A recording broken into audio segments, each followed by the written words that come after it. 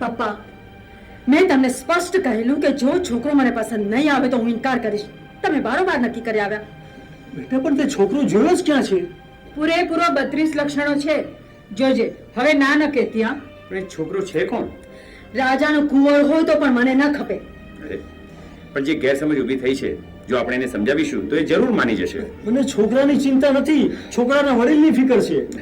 લગ્ન છોકરાએ કરવાના છે કે એના વડીલે?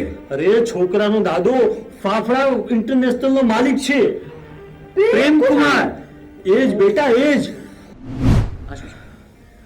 આ જુઓ દાદાજી,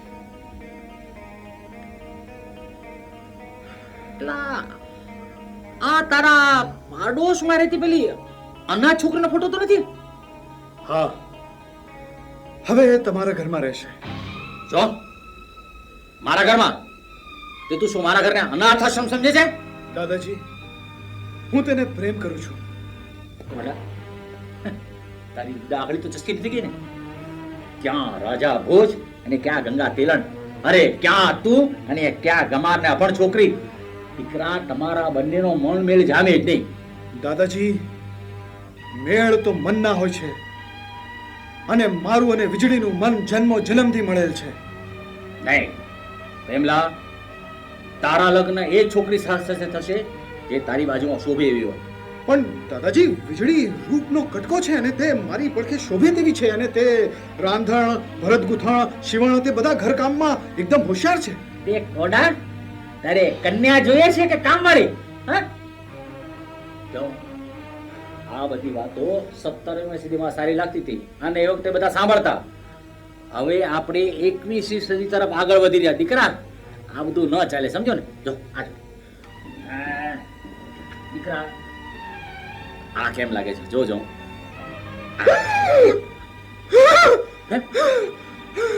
પાણી, પાણી, પાણી.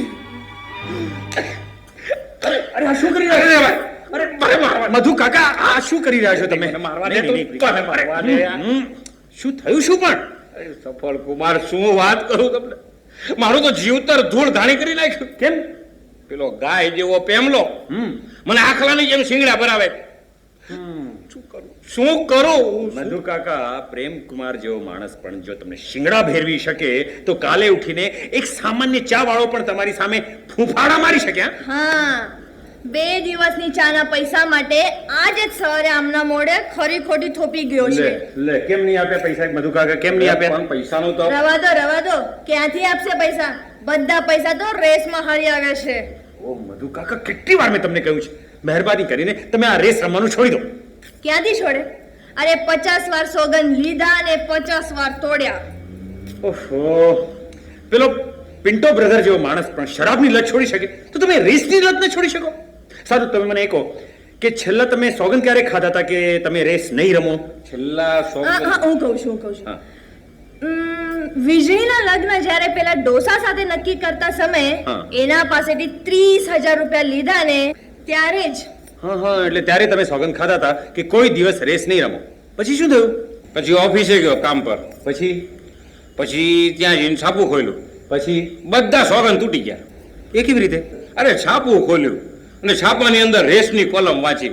અને એમાં વાંચ્યું આજને દિવસે કયો ઘોડો પહેલો આવવાનો છે. પછી શું? એ ઘોડો છેલ્લો આવ્યો.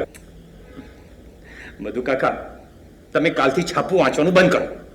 હા, અથવા તો એ છાપું વાંચો કે જેમાં રેસની કોલમ હોય જ નહીં. આજ કારણ દૂર થતા જ વ્યસન દૂર થતું હોય છે એમ હું માનું છું.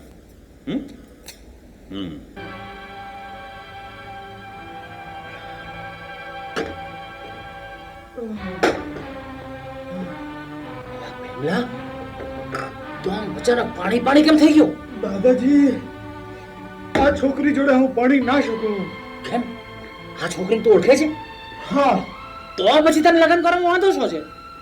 એ સફલ કુમારની ગર્લફ્રેન્ડ છે. કાંડાના કાઢ.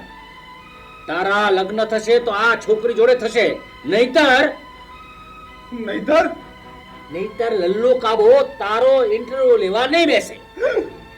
જુલી, બીજું પાણી, બીજું પાણી, બીજું પાણી, બીજું પાણી, બીજું પાણી. હવે પણ પપ્પા, તેને પૂછ્યા વગર તમે એનું માંગુ પાકું કરી નાખ્યું? અરે એમાં જણાવવાનું શું? છોકરો હીરા જેવો છે, હીરા જેવો. લે મોં મોટું કર. એક વાર તો કરાવ્યું, આ વખતે મારા હાથે કર. તો પછી તમારે પણ મારા હાથે વધુ એક પેંડો ખાવો પડશે. વાતને વા લઈ જાય છે કહેવત ખોટી નથી.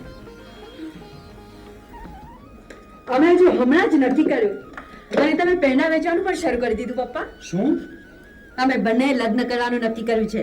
બેટા તે તો મને મૂંઝવણમાં મૂકી દીધો. મને લાગે છે કે મેં તમારા ઉપરથી બોજો હળવો કર્યો છે. તારે મને જણાવવું તો જોઈએ ને. લગ્નનું નક્કી કરીને અમે બંને સીધા અહીંયા તમારી પાસે જ આવ્યા છીએ. અને હું પણ સીધું તારું નક્કી કરીને ઘરે જ આવ્યો છું. આ પેંડા જેવો મીઠો છોકરો છે એવા જ મીઠા પેંડા છે, ચાખી જો. પપ્પા, મેં તમને સ્પષ્ટ કહેલું કે જો છોકરો મને પસંદ નહીં આવે તો હું ઇનકાર કરીશ. તમે બારોબાર નક્કી કરી આવ્યા. બેટા પણ તે છોકરો જોયો જ ક્યાં છે? પૂરેપૂરો 32 લક્ષણો છે. જોજે, હવે ના ન કહેતી. હા, પણ એ છોકરો છે કોણ? રાજાનો કુંવર હોય તો પણ મને ન ખપે. અરે, પણ જે ગેરસમજ ઊભી થઈ છે, જો આપણે એને સમજાવીશું તો એ જરૂર માની જશે. મને છોકરાની ચિંતા નથી, છોકરાના વડીલની ફિકર છે. લગ્ન છોકરાએ કરવાના છે કે એના વડીલે? અરે છોકરાનો દાદો ફાફડા ઇન્ટરનેશનલ નો માલિક છે, પ્રેમ કુમાર. એ જ બેટા, એ જ. તારા લગ્ન એની સાથે નહીં કરું ને તો પેલો હરિલાલ મારી ટેક્સટાઇલ મિલ વેચી મારશે. સત્યાનાશ. અરે આ તો શુભ સમાચાર છે. મારા 30,000 રૂપિયા પાકી ગયા ને એ પણ વ્યાજ સાથે. પ્રેમે જ્યારે તને પૂછ્યું કે તને મેળવવા માટે મેં 30,000 રૂપિયા ફૂકી દીધા, તો તારે તેને પૂછવું તો જોઈએ કે મેં 30,000 રૂપિયા ક્યાં નાખ્યા? ક્યાં નાખ્યા? એણે જ મારી પાસેથી પડાવી લીધા હતા. ત્યારે તારી અક્કલ ઘાસ ચરવા ગઈ હતી. ક્યારેક ક્યારેક મહાપુરુષો પણ મહામૂર્ખાઈ કરી દેતા હોય છે. આઈન્સ્ટાઈનનું નામ તો તે સાંભળ્યું હશે. એણે પોતાની બિલાડીઓ માટે ઘરના દરવાજામાં 2 બાકોરા કરાવ્યા હતા. એક મોટું બાકોરું મોટી બિલાડી માટે અને એના બચ્ચાઓ માટે નાનું બાકોરું. તને શું એમ છે એ પઠ્ઠો તારા 30,000 તને પાછા આપશે? વ્યાજ સાથે. લાગી શરત? લાગી. ચલ મૂક 100 રૂપિયા. પહેલે આપ. પહેલે આપ. મેં જબાન આપી. હવે હોઠ પણ આપીશ તો આનંદ થશે. ચલ બેશરમ, ભાગ અહીંથી.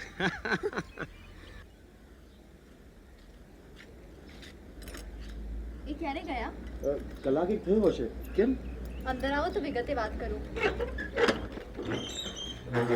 તમે એમના વ્યવહારમાં કોઈ ફરક જોયો? હા, આજકાલ તેઓ બહુ મૂંઝાયેલા લાગે છે. જેમ જેમ મારો સંશોધન પૂર્ણતાના આરે પહોંચતો જાય છે તેમ તેમ એમનો ગભરાટ પણ વધતો જાય છે. કાંઈ મુદ્દા મળ્યા? કેમ નહીં? પેલી પત્નીને સળગાવ્યા પછી પેસ્તોંજીની વાઈફે તેમને નાસી જતા જોયા હતા. કેસ ફરી ખુલતા એની જુબાની ખૂબ જ કામ આવશે. અને બીજી હત્યા? બીજી હત્યા તો તેમને એવી ચાલાકીથી કરી હતી કે કોઈને પણ શંકા ન પડે. મોડી રાત્રે ઉઠી ગેસની સિલિન્ડરની ચાપ તેમને ખોલી નાખી હતી. કમાલ છે. સ્વાભાવિક છે કે ઘડેલો ગેસ સવાર સુધીમાં રસોડામાં ફેલાઈ જાય. બીજી પત્નીએ સવારે જ્યારે ચા મૂકવા દિવાસળી ચાપી તો ભડકો થઈ ગઈ. એ સમયે જમનાદાસ ક્યાં હતા? એ સવારનું છાપું વાંચતા લાખાભાઈ સાથે ગપ્પા મારતા હતા. લાખાભાઈ એમની જુબાનીમાં એ જ કહીને તેમને નિર્દોષ જાહેર કર્યા છે. એ ખરું, પણ જમનાદાસે અડધી રાતે ઉઠી ગેસના સિલિન્ડરની ચાપ ખોલી નાખી એની તને કેવી રીતે ખબર પડી? આજે સવારે ઉઠી ત્યારે રસોડામાં ગેસ ફેલાયેલો હતો અને તે ઘરે નહોતા. એક વાત તો ચોક્કસ છે, આજની હત્યાનો પ્રયાસ નિષ્ફળ જતા એ ફરી એકવાર કોશિશ કરશે. અને એ માટે મારે તમારી મદદની જરૂર છે. કઈ રીતે? સાક્ષી બનીને. આજે રાત્રે તક મળતા હું તમને અંદર બોલાવીશ અને તમે તમારા હાથોથી જ ગેસની ટાંકીની ચાપ બંધ કરજો. પછી? સવારે જો ગેસ ખુલ્લો હોય તો તમે એમના હાથ પર બેડીઓ નાખજો. હત્યાના પ્રયાસના નવા કેસ સાથે જૂના કેસો પણ ખુલશે અને તે નક્કી જ ફાંસીના માછરા સુધી પહોંચી જશે. ગુરુદેવ, આજે તમે કોઈ માર્ગ નહીં સૂઝવો તો હું કૂટાઈ જઈશ. વત્સ,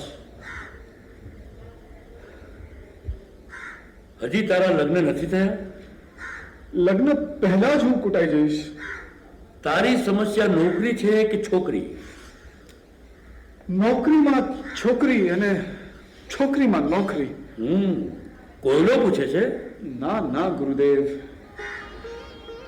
વીજળી જોડે હું લગ્ન કરીશ તો મારા દાદાજી ટેકો ખેંચી લેશે અને ઇન્ટરવ્યુમાં આજે હું ધોવાઈ જઈશ. અને વીજળી જોડે લગ્ન ન કરે તો? મારા દાદાજીના કહેવા પ્રમાણે મારે કેતકી જોડે લગ્ન કરી લેવા પડશે. નંબર 2 શું કહે છે? એ પઠ્ઠો તો કહે છે કે મારે કેતકી જોડે લગ્ન કરી લેવા જોઈએ. અને તે શું જવાબ દીધો? તમે આટલું ના સમજ્યા ગુરુદેવ? અરે પોતાના 30,000 પાછા પડાવવા માટે આ તેની ચાલ છે. અરે હા, તે કેતકી સાથે આ બાબતે ચર્ચા કરી છે? હા, હું હમણાં જ તેને ફોન કરી બોલાવી લઉં છું. श्रीमान सफल